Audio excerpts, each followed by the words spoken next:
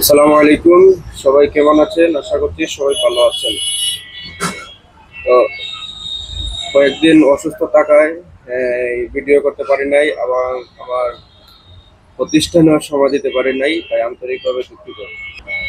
আপনারা জানেন যে খাজির পয়েন্ট এলাকায় বেশ কয়েকদিন বলতে আমি যদি বলি, রমজানের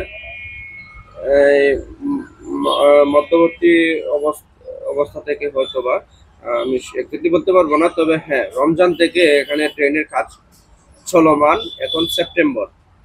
এখন আপনারা হিসাব করেন যে এত দিন লাগে একটা ট্রেন করতে।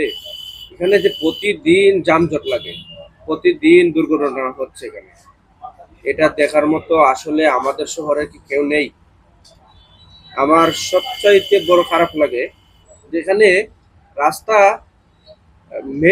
শহরের মেইন রাস্তা, হাইওয়ের মধ্যে এত দিন কাজ বন্ধ করে অবহেলা করে কিভাবে এখানে রাখা যায়? এখানে আসলে কেউ নাই কথা বলার। এই সমাজটা আসলে এইভাবেই আমরা মানে ছোটবেলা থেকেই দেখে আসতেছে। আমরা কি আসলে আশা করি না এই সমাজটা আরো সুন্দর হোক, সবাই সচেতন হোক, যারা এই যার কাজ সে দায়িত্ব নিয়ে কাজ করে? এরকম কি আমরা চাই না, বা এরকম কি আমরা পারবো না আমাদের দেশটাকে সুন্দর করতে? দেখেন, এখানে ঘন্টার পর ঘন্টা মানুষ এখন জেমে আটকিয়ে আছে। আর রাস্তার কাজ একদিন করলে 7 দিন যায় বন্ধ রাখে। এই বিশ্ব রোডের মতো জায়গা, এমন একটি জায়গা, হাজির পয়েন্টের মতো জায়গা, এই রাস্তাটা এমনিতেই ছোট, তার মধ্যে অর্ধেক রাস্তা ভেঙে ড্রেনে কাজ করার নামে এখানে ভেঙে রেখে দেওয়া হয়েছে, কাজ করা হচ্ছে না। এখানে যদি সঠিকভাবে মানে ধারাবাহিকভাবে কাজ করা হতো, তাহলে এতদিন লাগার কথা না। দেখেন আপনি, এখানে আপনি কোনো এক দরকারে বের হলেন, ঘর থেকে বের হয়ে এখানে দেখলেন ইয়া ঘন্টার পর ঘন্টা জ্যামে আটকে রইলেন। একজন সিরিয়াস রুগী নিয়ে এখানে অনেকে জ্যামে বসে আছে। আবার আরেকটা কি বলবো জানেন, আমরা যতক্ষণ পর্যন্ত না নিজের মন মানসিকতাকে মানুষের মতো তৈরি করতে পারবো, ততক্ষণ পর্যন্ত আমরা সম্ভবই না আমরা মানুষ হতে। এমনি আমরা দেখতে মানুষ, কিন্তু আসলে মন মানসিকতা, মনের ভিতরে যে মানুষত্ব বোধ থাকে, যেটা আহ, সবার একই রকম হয় না। থাকি তো মানুষ বলে, যার মন মানসিকতা ভালো সেই তো মানুষ। আপনারা দেখবেন এখানে রাস্তা ছোট, যদি এখানে যে ড্রাইভার বাইকগুলো আছেন, তারা মনে করেন যে আমি আগে যে যাই, আমি আগে গেলেই হয়ে যাবে, শেষ হয়ে যাবে, তাড়াতাড়ি চলে যাই।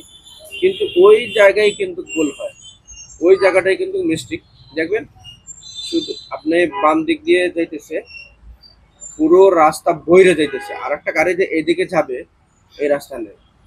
একটা লাইন, দুইটা লাইন, তিনটা লাইন, 4টা লাইন, মানে এই রাস্তাটা যতটুকু ভরা যায় তারা মনে করে যে আগে ওভারটেক করে যায়।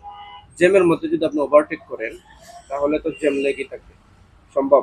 এখানে দেখবেন অনেক, দেখতে বলতে দেখা যায় অনেক ভালো মানুষ, অনেক সুট পড়া মানুষ, অনেক ভদ্র মানুষ দেখবেন, কথা বলতে পারে খুব সুন্দর। আপনি এখনকে বলেন না, "না ভাই, আপনি এখানে আসেন কেন?" বল, আপনাকে উল্টো জ্ঞান দিবে। হ্যাঁ, আপনি কে এখানে? আপনি কি ট্রাফিক পুলিশ? সে এটা বলবে আপনাকে। অথচ সে কিন্তু দেখতে ভদ্রলোক মনে হবে, আবার জ্ঞানের অভাবও হবে না। আপনি যান বলতে, এই কথাটা বলেন, দেখবেন জ্ঞান দিতে আপনাকে মানে আর একটু সময় লেট করবে না। তো এই হচ্ছে আমাদের সমাজের অবস্থা। যাই হোক, আমরা যতক্ষণ পর্যন্ত না নিজে মানুষ হবো, ততক্ষণ পর্যন্ত এই দেশটাকে সুন্দর করতে পারবো না। এটা কোনোই সম্ভব না। আর প্রশাসনের প্রতি আমি দৃষ্টি আকর্ষণ করছি, এই রাস্তাটা আমরা অনেকদিন ধরে এখানে ব্যবসা করতেছি।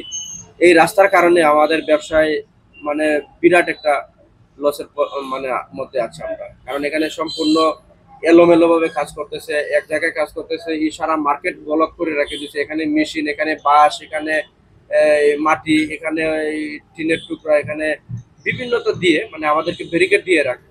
এটা আসলে বলার মতো কেউ নেই, বা আমাদের কথা শোনার, বা আমাদের যে একটা মনের কষ্ট, এটা শোনার মতো কেউ নেই আমি মনে করি। যাই হোক, আপনারা এই বিষয়ে একটু দৃষ্টি আকর্ষণ করবেন। সবাই ভালো থাকবেন এবং ভিডিওটি শেয়ার করে দিবেন। আসসালামু আলাইকুম।